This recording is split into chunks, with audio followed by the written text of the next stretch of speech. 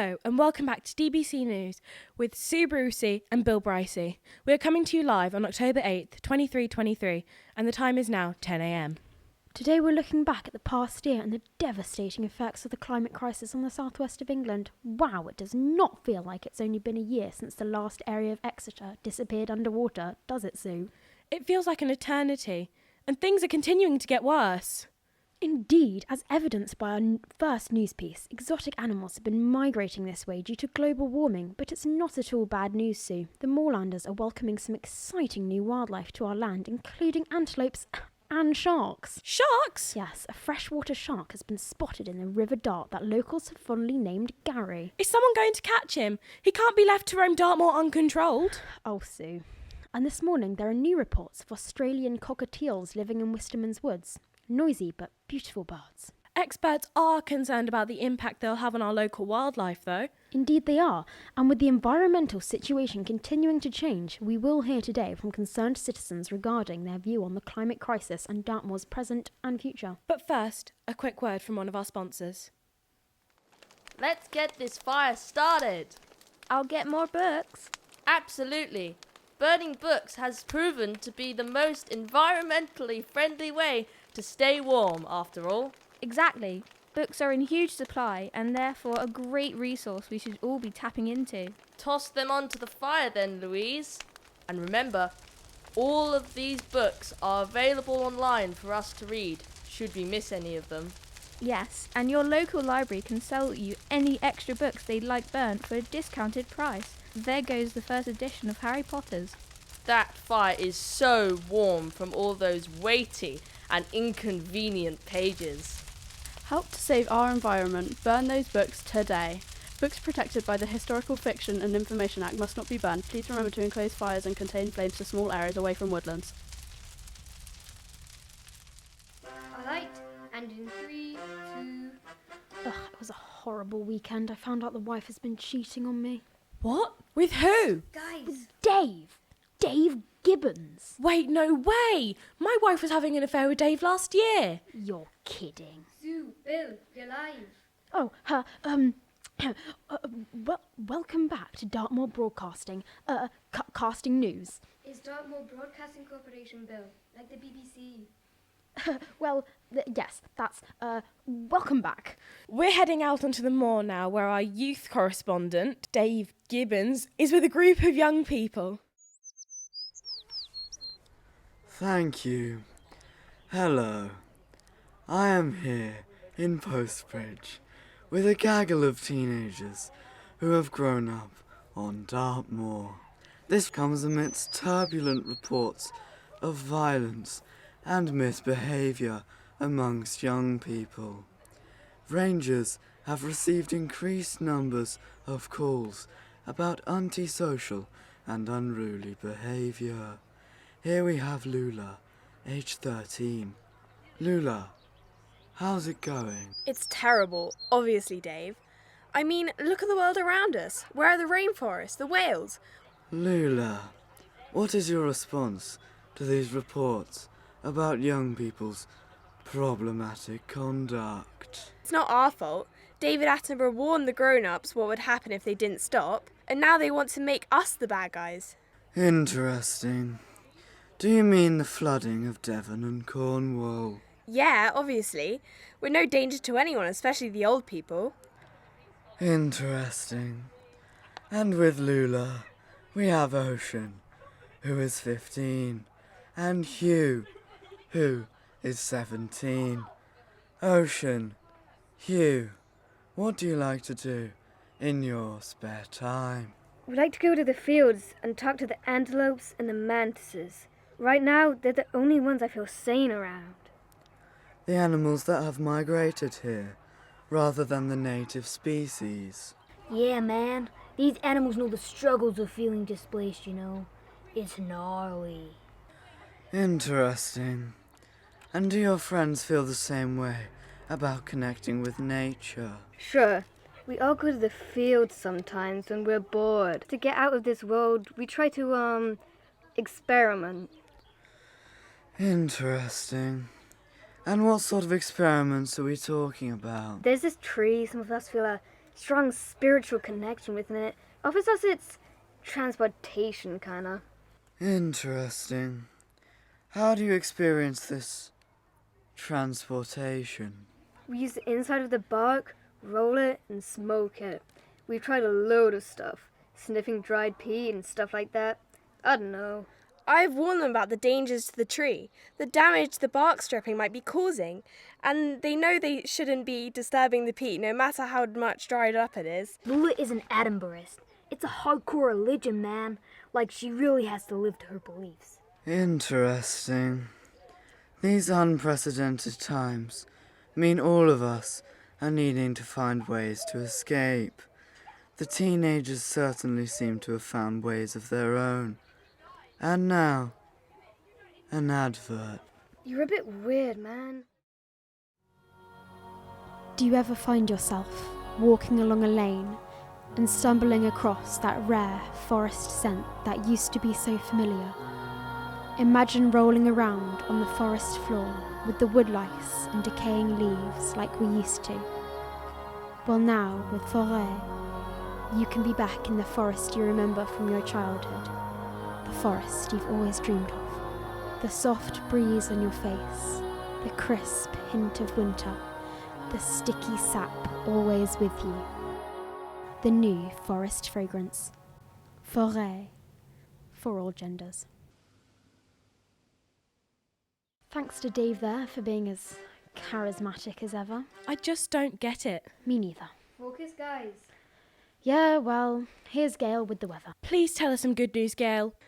Ooh, nothing good from me, Sue, as ever. I'm here at Dartmoor, where I can see, well, nothing. It's a foggy one this morning. It's also going to be chilly today, folks, due to get down to 20 degrees Celsius. So get woolly hat and gloves out, and if you can, stay indoors.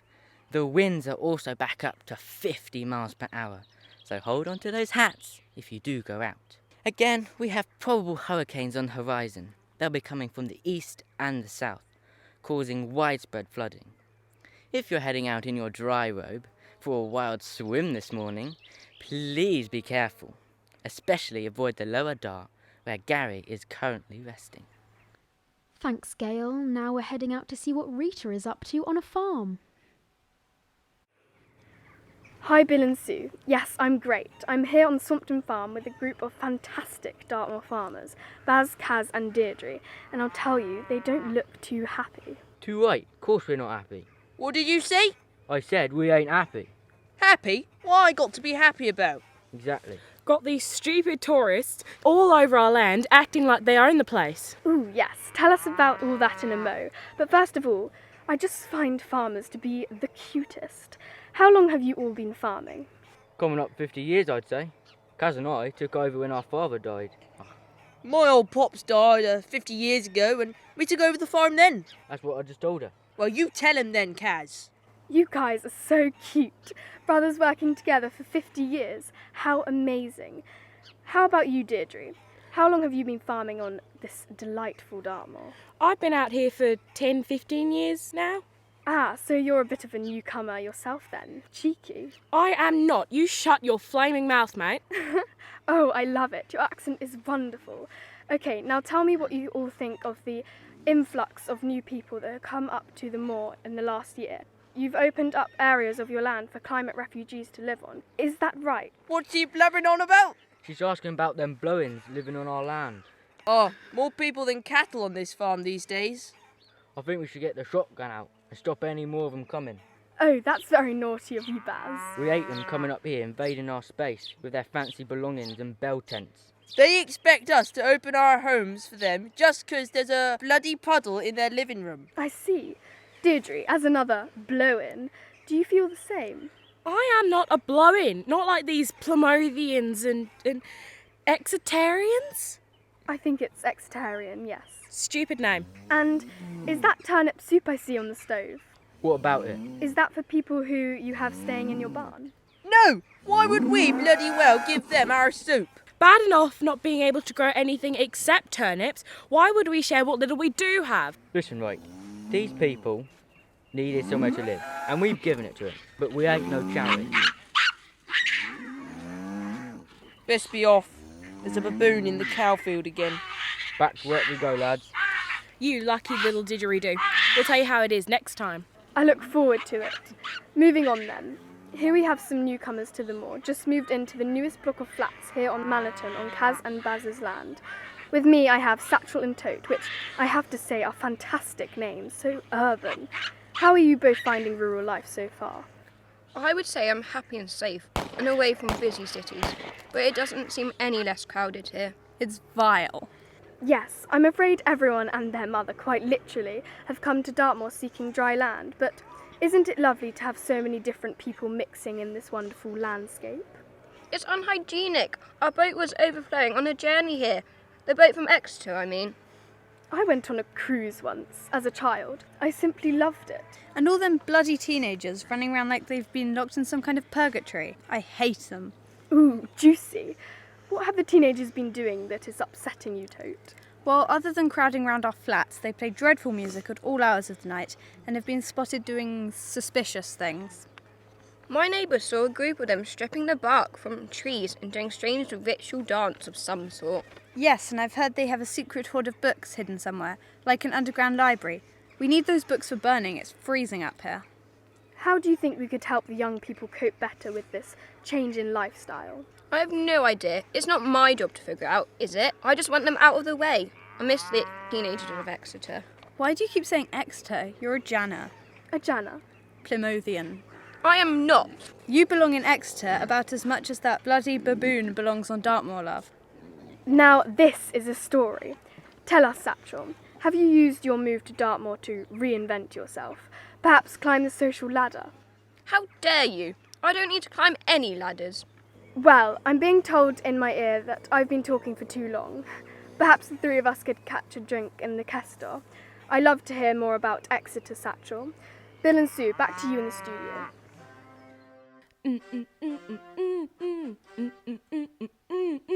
The song has been stuck in my head for ages. Oh, which one? Let's hear it. Your heart is like an ocean, yeah, yeah. You flow in slow motion, yeah, yeah. Ah, I know it. Guys, we're back on air. Oh, Jolene, I love you. Yeah. Ugh, just cut to Gail for the weather, Nick. Gail, are you okay? Oh, nothing to worry about here. The hurricane seems to have hit the south near Ivy Bridge. I hope everyone down there is keeping safe indoors. Here at Dartmoor, Gary the shark has obviously seen the bad weather coming and has made his way upstream where he is now. Gail, are you safe? Oh yes, nothing a small plaster won't fix. The weather outlook is as bleak as ever. Back to the studio. Welcome back, and thanks to our field reporters and Gail for the insights. Is someone checking on Gail? Yes, I've got Nick, the producer, on it. She's going to die out there. Now, Sue, let's remain calm. This is a disaster. This whole programme No, this is not happening on my shift. We will finish the programme professionally. Yes, interview the public with mediocre correspondence and you might be embarrassed, or don't report the news and you can hide for the truth, at least for a while. And dying in your beds many years from now, would you be willing to trade all the days from this day to that for one chance? Just one chance to come back here and tell the weather that it may take Plymouth and Exeter, but it will never take our moor. Wow. Yes, it's too late for the rest of Devon, isn't it? But I do hope that we can protect what is still left. Together, we can live the Attenboroughist regime and save Dartmoor for future generations. Now, one more quick weather report from Gail? Nope. Thanks, Gail. That's it for our morning broadcast. Until this evening, folks. And as always, stay dry out there.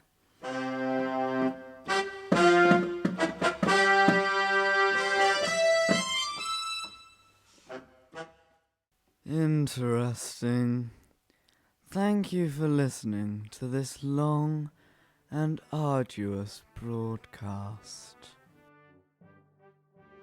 This was a Wild Nights Young Company production supported by Med Theatre with funding from Literature Works and the National Lottery Community Fund. Sue was played by Ellie Schaefer-Davis, Bill was played by Aurelia Fanshawe, our book burners were Milo McDonald and Sophie Weeks, and the voiceover was Alicia Adnett. Camilla Lewis played the director and Ocean, Benoit Walton Owens played Dave Gibbons, Hugh was played by May Walker, Lula was played by Beth Watton, and Gail was played by Benjamin Silverwood. Birdie Emmanuel Martin played Rita, Baz was played by Benjamin Silverwood, Kaz was played by Milo McDonald, and Deirdre was played by Ellie Schaefer-Davis. Satchel was played by May M, and Tote was played by Rosie Penfold. The music was created by Benjamin Silverwood, Milo McDonald, and Benoit Walton Owens. Thanks also to Downstage Rights for their advice during the writing process.